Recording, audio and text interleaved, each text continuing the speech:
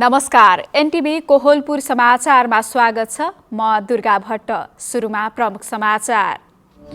नेपालमा कोरोना भाइरसको दोस्रो लहर आउने जोखिम, आइसोलेसन र क्वारेन्टिनको व्यवस्थापन गर्न पालिकालाई सरकारको आग्रह। आगामी जेठ र असारमा हुने 12औं राष्ट्रिय जनगणनाको तयारी तीव्र, प्रत्येक जिल्लामा कार्यालय स्थापनादेखि गणको व्यवस्थापन हुँदै। सुदूरपश्चिमको डडेलधुरामा बेमौसमी तरकारी खेतीमा सम्भावना खोजिँदै, काँक्रा खेतीबाट कृषकहरू लाखौं आमदानी गर्न सफल। भारतको पश्चिम बंगालमा हिंसात्मक झडपकै बीच दोस्रो चरणको मतदान, राजनीतिक झडपमा परि 2 जनाको मृत्यु। र कोरोना संक्रमणका कारण रोकिएको टोकियो ओलम्पिकको तयारी तीव्र, पदक जित्ने विश्वासका साथ नेपाल पनि तयारीमा व्यस्त।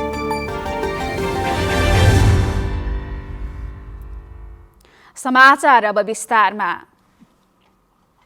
नेपालमा कोरोना भाइरसको दोस्रो लहर आउने सम्भावना देखिएको छ। पछिल्लो एक सातामा कोरोना भाइरसका नयाँ थपिने संक्रमित 40% वृद्धि भएको छ। पछिल्लो 24 घण्टामा मात्रै नेपालमा 152 जना कोरोना संक्रमित थपिएका छन्। स्वास्थ्य तथा जनसङ्ख्या मन्त्रालयका अनुसार बिहिबार थपिएका 152 संक्रमितसँगै नेपालमा संक्रमितको संख्या 2,77,461 पुगेको हो। केही दिन शून्य रहेको नेपालमा मृत्युदर फेरि बढ्न थालेको छ। आज कोरोना संक्रमणबाट थप 1 को मृत्यु भएसँगै नेपालमा कोरोनाबाट मृत्यु हुनेको संख्या 3031 पुगेको छ। माघ 5 गते स्वास्थ्य मन्त्रालयले विज्ञप्ति प्रकाशित गर्दै नेपालमा कोरोना भाइरसको युके भेरिएन्ट देखिएको जानकारी दिएको थियो। युके भेरिएन्ट अघिल्लो कोरोना भाइरसभन्दा तीव्र गतिमा फैलिन सक्ने र घातक प्रमाणित भइसकेको छ। भारतमा कोरोना भाइरसको संक्रमण फेरि भयावह बन्न थालेपछि विभिन्न राज्यहरूमा लकडाउन र रात्रिकालीन कर्फ्यू घोषणा गर्ने क्रम सुरु भएको छ, जसका कारण रोजगारीको सिलसिलामा पुगेका नेपालीहरू फर्किने क्रम सुरु भइसकेको छ। नेपालमा पनि कोरोना भाइरसको दोस्रो लहर आउने सम्भावना देखिएको छ। पछिल्लो एक सातामा कोरोना भाइरसका नयाँ थपिने संक्रमित 40%ले वृद्धि भएको छ। अहिले स्वास्थ्य मन्त्रालयले कोभिड संक्रमण बढ्न सक्ने भन्दै सबै प्रमुख जिल्ला अधिकारीहरूलाई कुनै पनि जुलुस, भिडभाड, सभा, सम्मेलन, भेला रोक्न आग्रह गरेको छ। साथै जोखिमयुक्त क्षेत्रमा एन्टिजेन परीक्षण र कन्ट्र्याक्ट ट्रेसिङ बढाउन मन्त्रालयले निर्देशन दिइसकेको छ। सबै सरकारी तथा निजी प्रयोगशालाहरूलाई तयारी अवस्थामा राख्न र सरकारी प्रयोगशालामा जनशक्ति आवश्यक भएमा जनशक्तिका लागि थप रकम माग गर्न सक्ने मन्त्रालयले जनाएको छ। कोभिड-19 परीक्षण गर्ने सबै सरकारी तथा निजी, यहाँ 84 वटा भनिएको छ, प्रयोगशालाहरूलाई तयारी अवस्थामा राख्ने र सरकारी प्रयोगशालाहरूमा थप जनशक्ति आवश्यक भएमा रकम माग गर्ने, जनशक्ति निरन्तरताका लागि पहल गर्ने। अर्को छ, प्रदेशहरूमा आइसोलेसन सेन्टरहरू बनाउन पठाएको रकम सम्बन्धमा हरेक प्रदेशहरूले प्रतिवेदन पठाउने र आवश्यकता अनुसार थप रकम माग गर्ने। अनुसन्धानले युके भेरिएन्ट विरुद्ध हाल नेपालमा प्रयोग भइरहेको कोभिसिल्ड भ्याक्सिन प्रभावकारी भएको देखाएको छ। तर समुदायमा ठूलो संख्याले भ्याक्सिन अझै कहिले लगाउन पाउने भन्ने निश्चित भइसकेको छैन। भ्याक्सिन लगाउनु अगाडि नै नेपालमा कोरोनाको दोस्रो लहरको सुरु भए र त्यसमा युके भेरिएन्ट प्रमुख कारक भए अनुसन्धानले भनेझैँ तीव्र गतिमा फैलिएर धेरैभन्दा धेरैलाई संक्रमित गर्ने र मृत्युदर पनि बढ्न सक्ने हुन्छ, जुन चिन्ताको विषय हो। कोरोना भाइरसको प्रभाव नियन्त्रण गर्न हाल भ्याक्सिन नै निर्विकल्प उपाय हो। पुरुषोत्तम सापकोटा, एनटिभी कोहलपुर। देश संघीयतामा गएपछि पहिलो पटक हुन थालेको राष्ट्रिय जनगणनाको तयारी तीव्र बनाइएको छ। सरकारले आगामी जेठ 25 देखि असार 7 गतेसम्म 12औं राष्ट्रिय जनगणना गर्दैछ। जनगणनामा 80 प्रकारका सूचकहरू आउने गरी 3 वटा प्रश्नावली फारम हुनेछन्, जसमा सुपरिवेक्षक र गणकले 2 चरणमा गरी प्रत्येक घर घरमा पुगेर सम्पूर्ण विवरण सङ्कलन गर्नेछन्। जनगणनामा आर्थिक, सामाजिक र जनसाङ्ख्यिक, वातावरण, शिक्षा, स्वास्थ्य, रोजगारीका जस्ता गरी 80 वटा सूचकहरू आउने गरी विवरण सङ्कलन गरिनेछ। जनगणनामा शिक्षा, पेसा, बसाइसराईका अतिरिक्त विदेशमा रहेका नेपाली र नेपालमा रहेका विदेशीको पनि गणना हुन आवश्यक रहेकाले सही तथ्याङ्क सङ्कलन गर्न गणकहरू प्रत्येक घरमा पुगे नपुगेको अनुगमन गर्ने प्रणालीको समेत कार्यान्वयन गरिने भएको छ। जनगणनाको स्थलगत तथ्याङ्क सङ्कलन गर्न 39,000 गणक तथा 8,000 सुपरिवेक्षक परिचालन गरिनेछ। नेपालले प्रत्येक 10 वर्षमा राष्ट्रिय जनगणना गर्दै आएको छ। प्रत्येक वर्ष असार 8 गतेलाई जनगणना दिवसका रूपमा मनाउने गरिन्छ। यस वर्षको जनगणनाको मूल नारा मेरो गणना मेरो सहभागिता रहेको छ। देश सङ्घीय संरचनामा गएपछि पहिलो पटक हुन थालेको राष्ट्रिय जनगणनाका लागि अहिले प्राय सबै जिल्लामा तयारी सुरु भएको छ। राष्ट्रिय महत्त्वको यो अभियानलाई सबैले सहयोग गर्न सरकारले आह्वान समेत गरेको छ। आज हामीले राष्ट्रिय जनगणनालाई सफल बनाउन कसले के गर्नुपर्ला भनेर पश्चिम नवलपरासीका विभिन्न व्यक्तिहरूलाई सोधेका छौँ। हेरौँ आजको आवाजमा।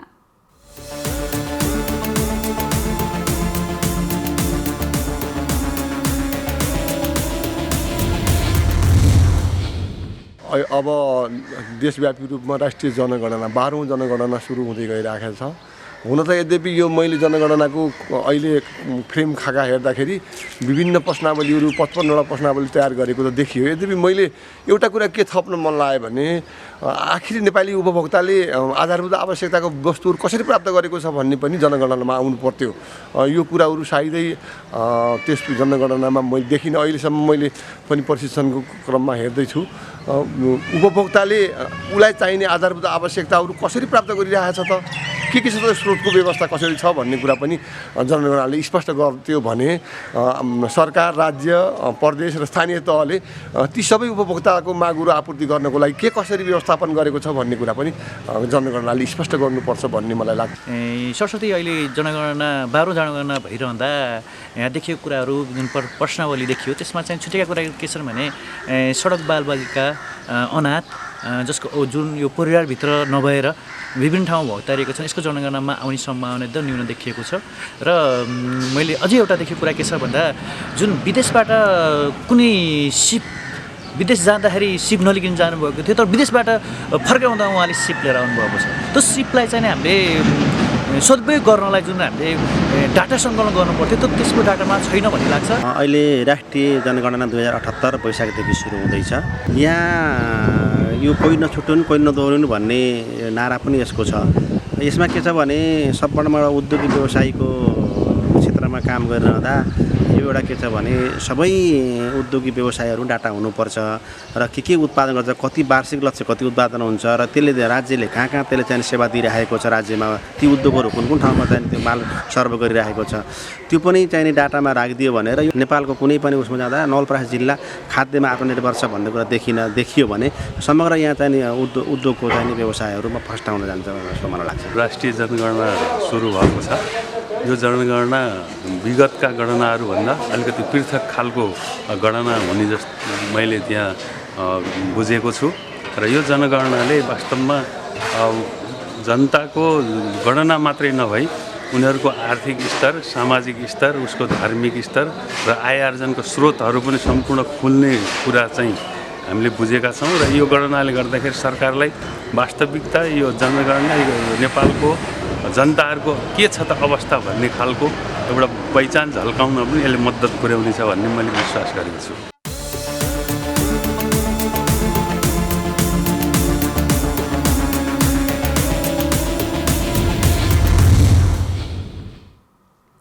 स्थानीय र सङ्घीय सरकारले सुरक्षित आवास कार्यक्रम अन्तर्गत खरका छाना विस्थापन कार्य अघि बढाएपछि दाङका स्थानीय सरकारले खरको छाना हटाउने अभियान तीव्र बनाएका छन्।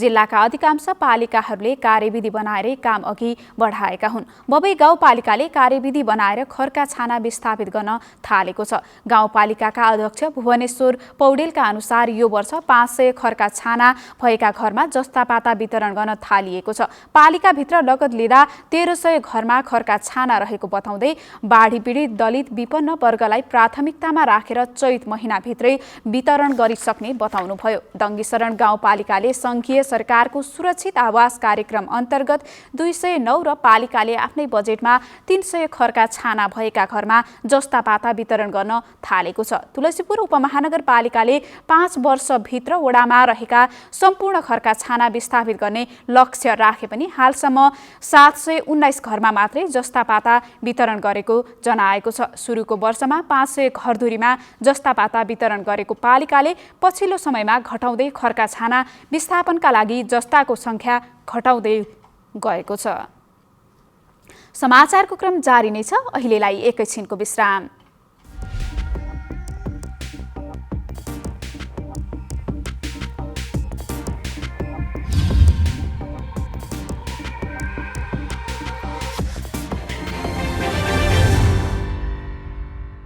लगानी सम्मेलन 2078 सम्बन्धी सूचना।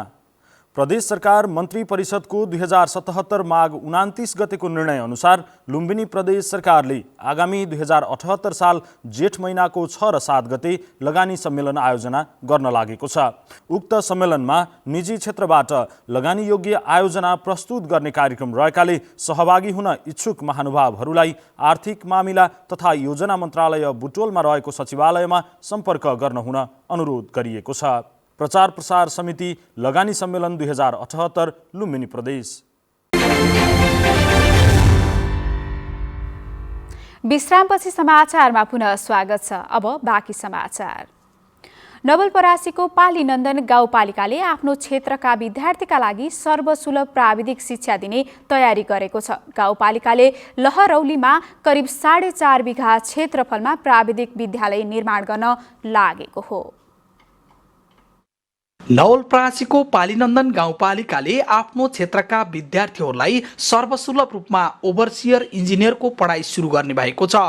जिल्लाको दक्षिणी क्षेत्र अर्थात् भारतीय सीमा नाकासँग जोडिएर रहेको पालीनन्दन गाउँपालिकाका विद्यार्थीहरू टाढा गएर पढ्न सक्ने अवस्था नरहेको भन्दै पालीनन्दन गाउँपालिकाले लोहरौलीमा करिब 4.5 बिघा क्षेत्रफलमा प्राविधिक विद्यालय निर्माण गर्न लागेको हो।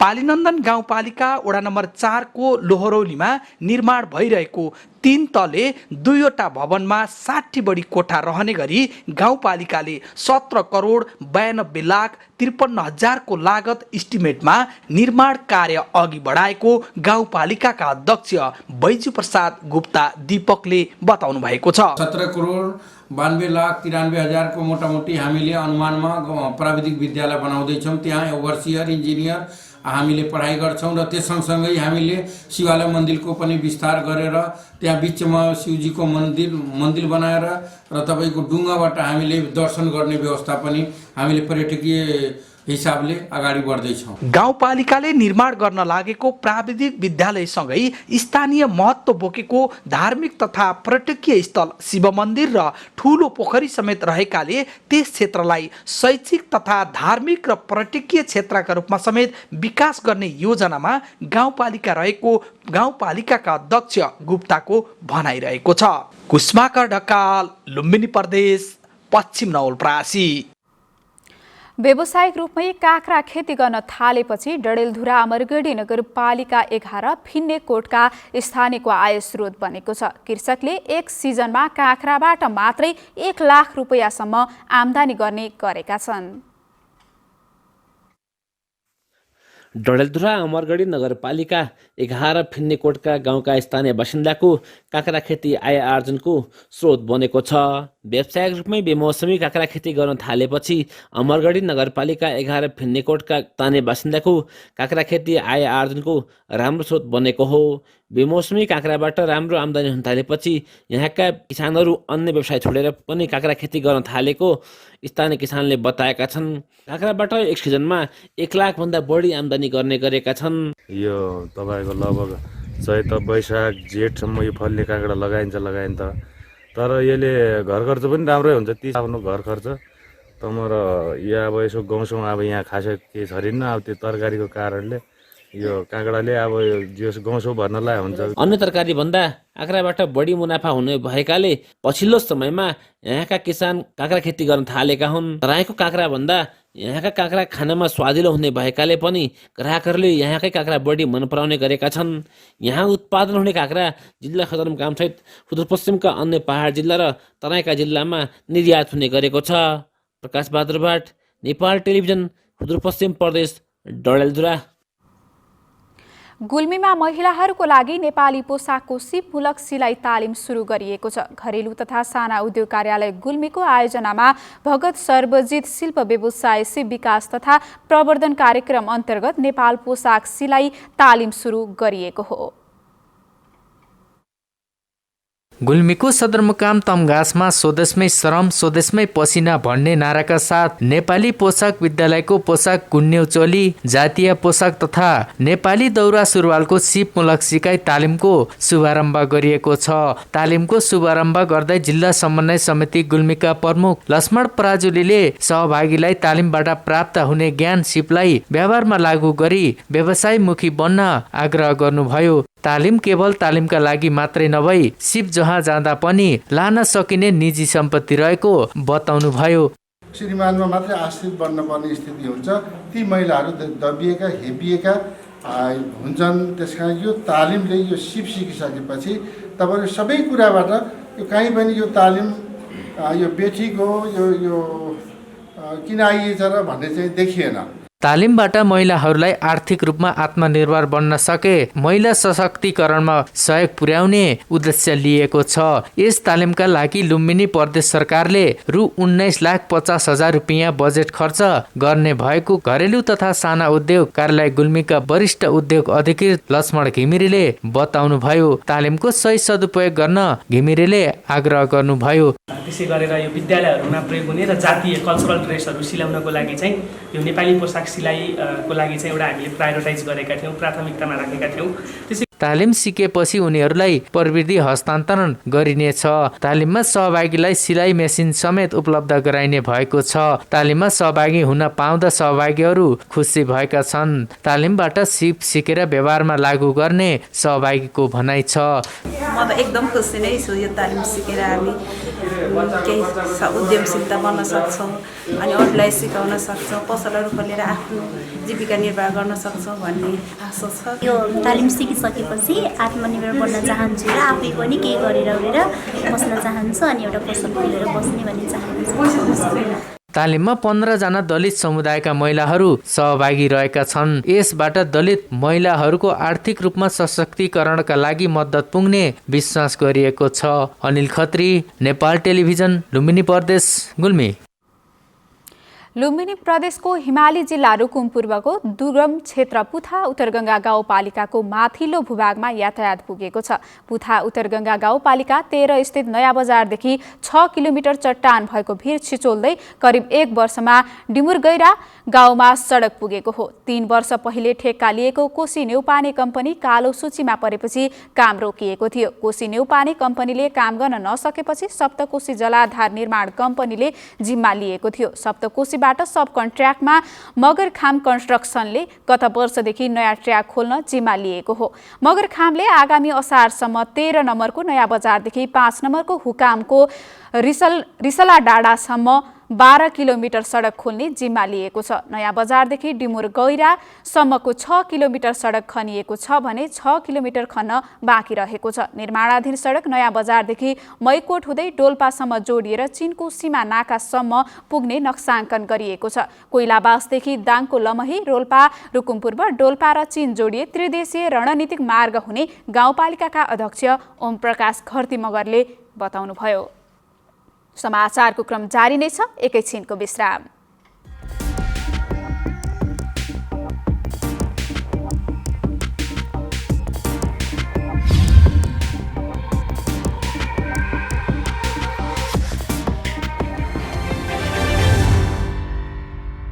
तपाईं एनटिभी कोहलपुर हेर्दै हुनुहुन्छ। अब बाँकी समाचार। कोरोना महामारी र लामो समयको बन्दाबन्दीपछि नेपालमा पर्यटन गतिविधि सहज हुन थालेको छ। कोरोना महामारीका कारण नेपाल सरकारले गरेको बन्दाबन्दीपछि हालसम्मकै सबैभन्दा धेरै विदेशी पर्यटक मार्च महिनामा नेपाल भित्रिएका छन्। अध्यागमन विभागले सार्वजनिक गरेको मार्च महिनाको तथ्याङ्क अनुसार 1 महिनामा त्रिभुवन अन्तर्राष्ट्रिय विमानस्थल हुँदै विभिन्न 138 देशबाट 14,977 विदेशी नागरिक नेपाल भित्रिएका छन्। तीमध्ये 11,002 पुरुष र मात्र 3,963 महिला र 12 अन्य नागरिक रहेका छन्। विभागको तथ्याङ्क अनुसार एक महिनामा सबैभन्दा धेरै भारतबाट 7,658 पर्यटक नेपाल भित्रिएका छन्। एक महिनामा अमेरिकाबाट 1,056 पुरुष र 647 महिला गरी 1,703 विदेशी पर्यटक नेपाल भित्रिएका छन्। अब अन्तर्राष्ट्रिय समाचार।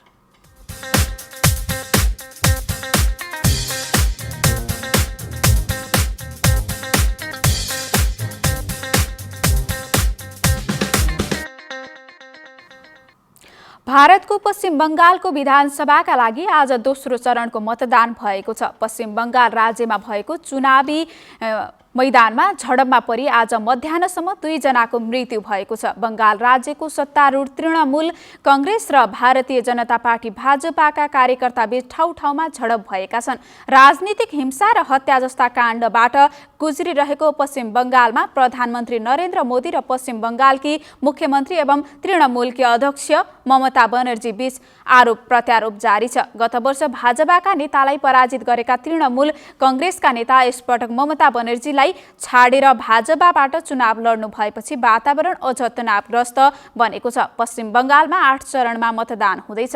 9 करोड भन्दा बढी जनसङ्ख्या रहेको पश्चिम बङ्गालमा करिब 7 करोड 30 लाख योग्य मतदाता रहेको निर्वाचन आयोगले जनाएको छ। अब आर्थिक समाचार।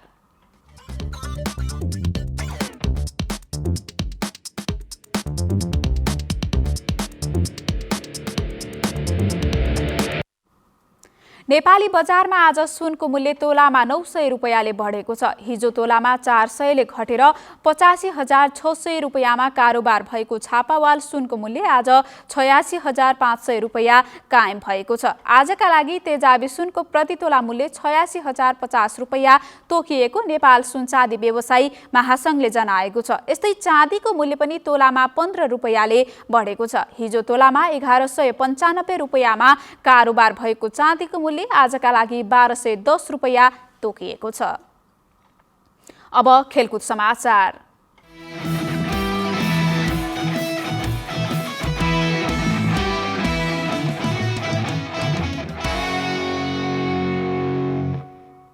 गत वर्ष नै सम्पन्न भइसक्नुपर्ने टोकियो ओलम्पिक 2020 आगामी जुलाई अगस्तमा जापानमा हुँदैछ।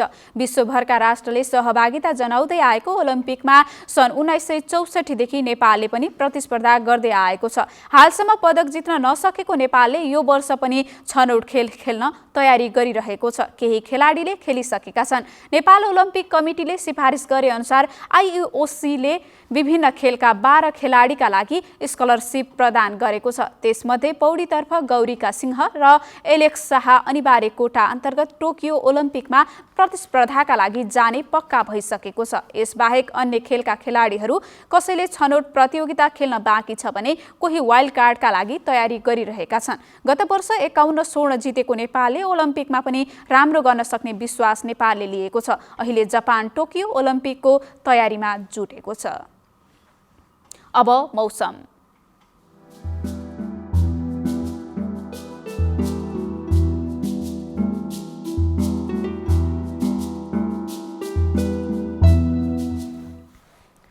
देशमा स्थानीय र पश्चिमी वायुको समेत आंशिक प्रभावले देशको पहाडी भूभागहरूमा आंशिकदेखि सामान्य बदली रही बाँकी भूभागमा मौसम सामान्यतया सफा रह्यो। आज राति देशका पहाडी भूभागमा आंशिक बदली रही बाँकी भूभागमा मौसम सामान्यतया सफा रहनेछ। अब मौसम सम्बन्धी थप विवरण।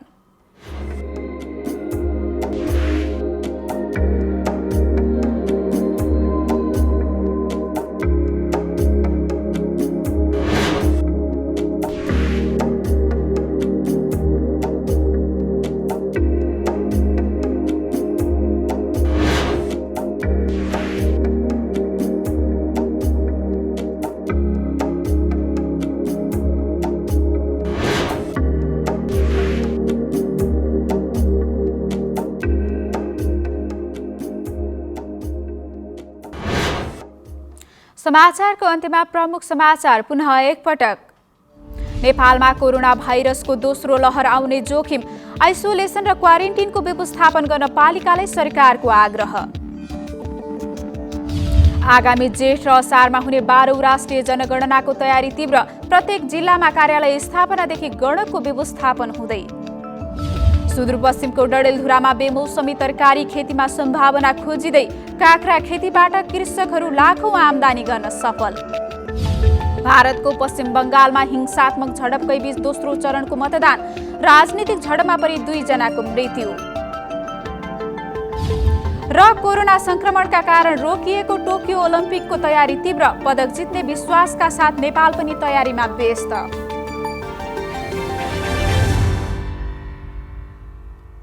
हवस् त अहिलेलाई समाचारको सिलसिला यति नै। बिदा दिनुहोस्।